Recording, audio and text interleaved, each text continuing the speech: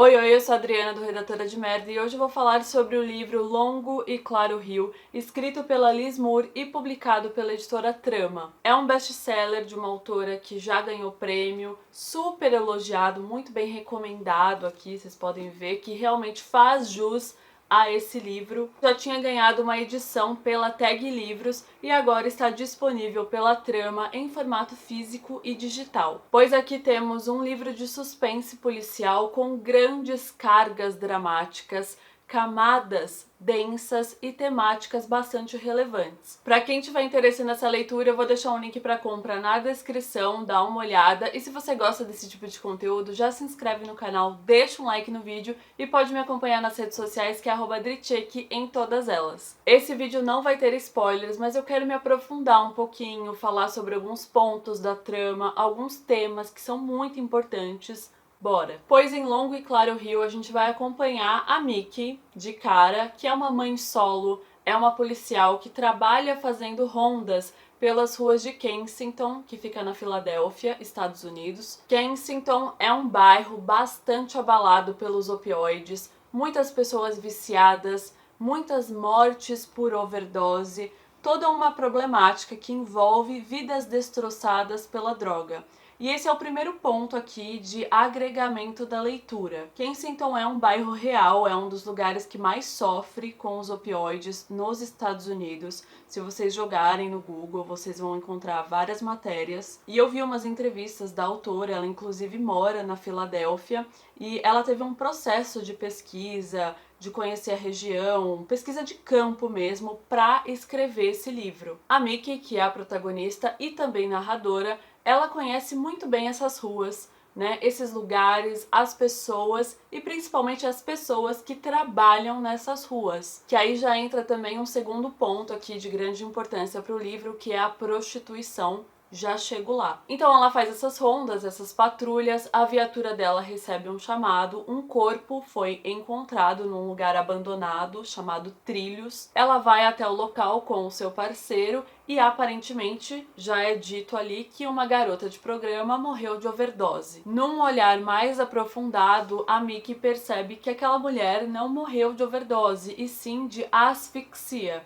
Ou seja, temos um assassinato. E conforme as páginas passam, e também o plot aqui da sinopse já indica, a gente vai saber que esse não vai ser o único corpo encontrado. Haverão outros, o que indica um assassino à solta. A Mickey, ela tem uma agonia dentro dela por saber que esse não é o primeiro e também não vai ser o último corpo de uma mulher que vai ser encontrado nessas circunstâncias e por essas circunstâncias. Não só pelo contexto dela ter sido criada ali no bairro e conhecer essas tristes engrenagens ao redor, existe um outro fator que motiva o seu desespero e principalmente a sua ânsia por resoluções. A sua irmã mais nova, a Casey, é viciada em heroína. Ela vive pelas ruas, ela trabalha se prostituindo, tudo ali para alimentar o vício. Então sempre que surge um caso parecido com esse, ela já liga um alerta, ela já sente um medo que seja a própria irmã. A Mickey sempre observa a Casey nessas rondas policiais que ela faz pelas ruas,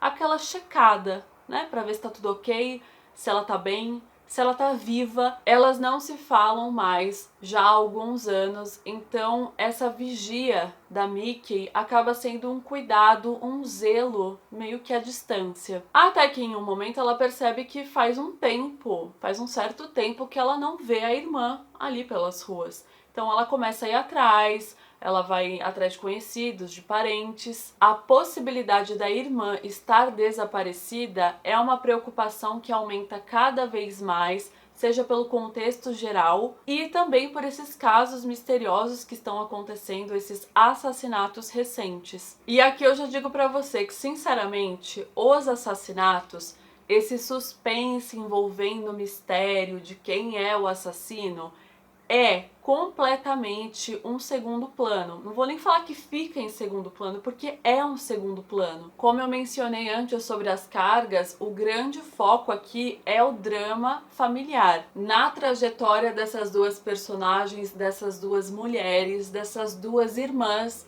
órfãs que foram criadas pela avó, aos trancos e barrancos, sem grandes demonstrações de carinho e de afeto. O livro alterna, vez ou outra aqui, entre antes e agora, né, em seus capítulos. O que é visível também numa diferença de fonte. A escolha de fonte aqui da diagramação. E também queria deixar claro que a diagramação da Editora Trama é uma delícia de ler. Essas alternâncias, então, para revelar todos esses caminhos percorridos pelas duas irmãs que eram extremamente unidas nesse passado e a maneira com que elas foram se afastando por rumos opostos, por decisões diferentes. A Casey, desde nova, começou a se envolver com as drogas. Enfim, entre outras situações também, são diversas as camadas com relação à vida da Mickey aqui, seja com relação ao trabalho, com relação à irmã, com relação à família no geral, com relação ao seu filho, Thomas, de 4 anos de idade. Também a sua relação, na verdade é uma não relação,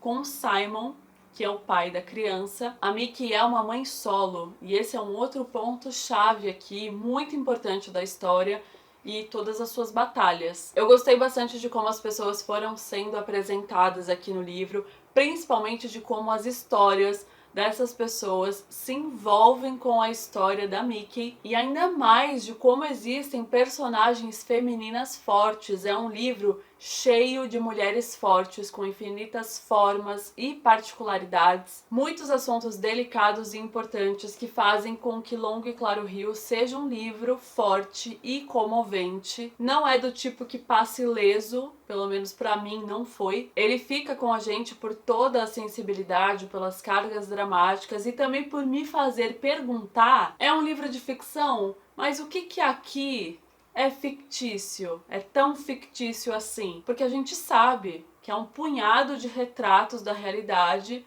que são colocados aqui. E aí entram as várias camadas, né? A camada da maternidade, a camada da força feminina, a camada das relações familiares e das suas dificuldades, a camada do vício, né, da dependência química, a camada da prostituição, dessas mulheres que vivem à margem, que ninguém olha por elas, ninguém procura por elas, muito dessa violência, né, da violência dessa indústria. Tem uma outra camada que eu achei absurdamente sensível, que eu não lembro de ter visto em nenhum outro livro, que é a camada da síndrome da abstinência neonatal, que uma criança já nasce com abstinência, né, de uma mãe que é viciada e fez uso de opioides durante a gravidez. E aí você percebe, né, não sei se você percebeu, que eu comentei antes, a camada dos assassinatos ficou pra onde? Ficou com Deus. Eu diria até que existe uma, talvez duas, revelações aqui do livro que são muito mais grandiosas